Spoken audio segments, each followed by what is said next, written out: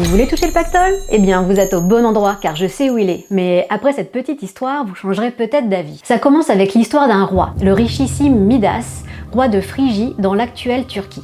Nous sommes au 8e siècle avant Jésus-Christ. Là, ce sont les Phrygiens. Normalement, leur bonnet vous dit quelque chose. Un soir, aux abords de son château, le roi Midas découvre un homme complètement saoul. Cet homme, c'est le satyre Silène, le père adoptif de Dionysos, roi du vin, de la fête et des excès. D'ailleurs, Silène est toujours représenté en condition d'excès, depuis les vases à figures rouges du 3e siècle avant Jésus-Christ jusqu'aux peintures du 17e siècle. Midas finit par ramener Silène à Dionysos et celui-ci, pour remercier le roi, lui propose de lui exaucer le vœu de son choix.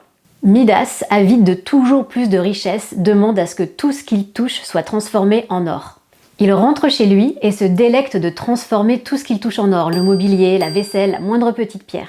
Mais quand il veut monter à cheval, celui-ci se transforme en or. Il ne peut plus manger de fruits, ni toucher qui que ce soit. Bref, il regrette. Il retourne donc voir Dionysos, qui lui annonce que pour annuler ce don, il doit se baigner dans la rivière Pactole. Ce que fait le roi en y semant au passage toute la totalité de son or sous forme de poussière d'or. 2 siècles plus tard, un roi fera fortune grâce au sable aurifère du Pactole. Ce roi s'appelle Crésus.